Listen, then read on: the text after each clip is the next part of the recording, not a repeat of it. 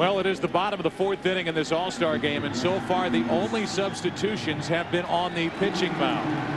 And that continues with Kerry Wood taking over for Wolf. They announced Wood, who obviously pitches for the Cubs this season for Kerry Wood. Brings it home to Karen Anderson, and that 95-mile-an-hour fastball misses low, ball one.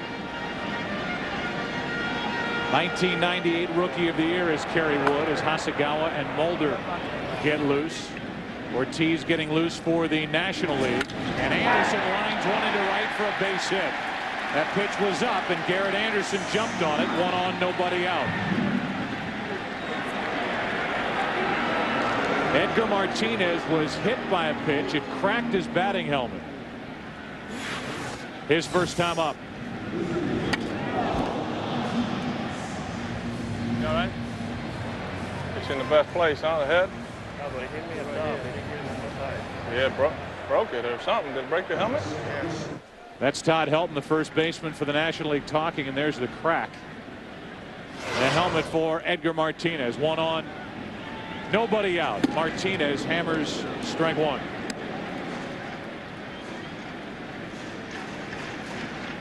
See, Barry Larkin has the longest tenure with one team in the big leagues. That streak continues to this day, and Edgar Martinez number 2.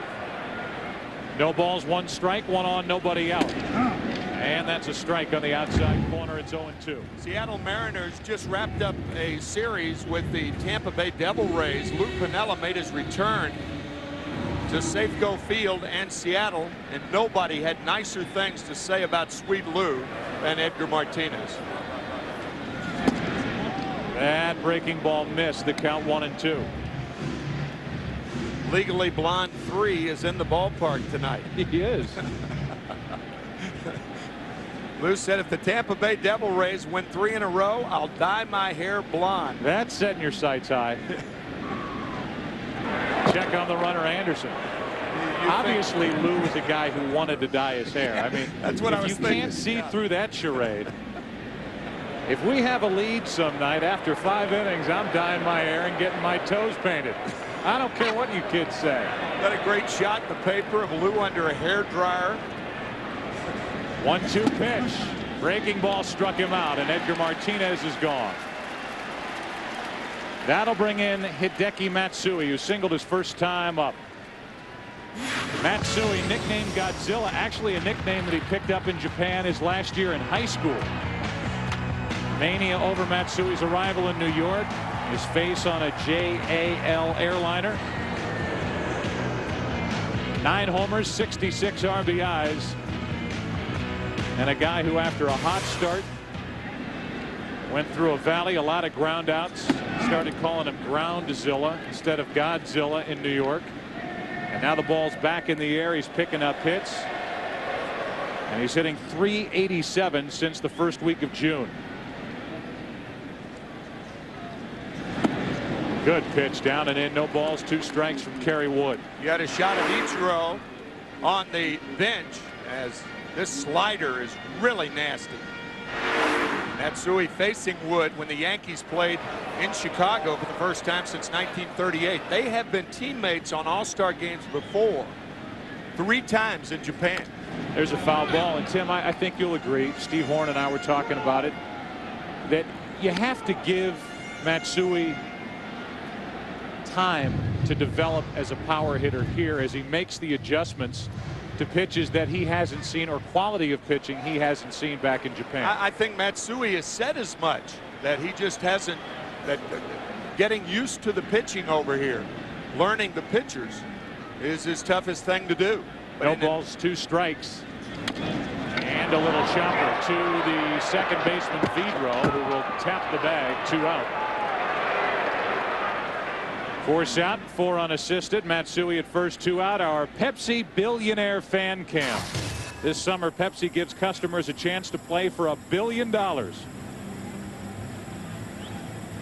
lot of the kids here in Chicago getting a chance to take in what is the 7th All-Star game played in this city. First one at Comiskey, then Wrigley Field in '47.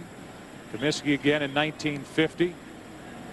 Red Schoendienst with a game-winning home run in that game. Wrigley in '62, Comiskey in '83, and then Wrigley in 1990. A 2-0 victory for the American League in a game that was wet. It rained that night on the north side. No balls, 1 strike on Troy Glaus, who struck out his first time. 1-1. I had the pleasure of doing that game in 1990 with your dad, the great one and only Jack Buck. We had about an hour and 20-minute rain delay that night, won by the National League. Beg your pardon, the American League won that game 2-0. And that's when the country was introduced to Rescue 911, a show on CBS. Right. Vernon Wells is taken over as a pinch runner at first base, so we have our first position player substitution. And Wells, who at a very tender age of 24 is putting together a sensational season, is back ahead of the tag. So Matsui will end this first All-Star game 1 for 2.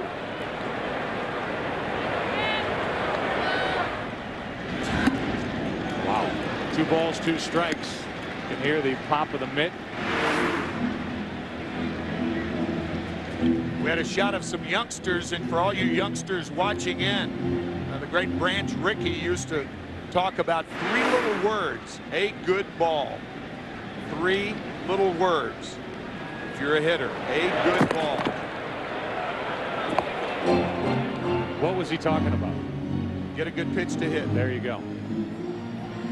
He would restate it so much. Ultimately, you knew what he was talking about. I know. I just, for the kids. I was doing it for the kids. Ball.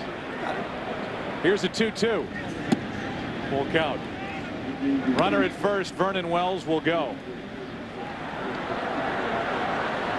First base coach Alfredo Griffin says, you got to run. It's 3-2, 2 out.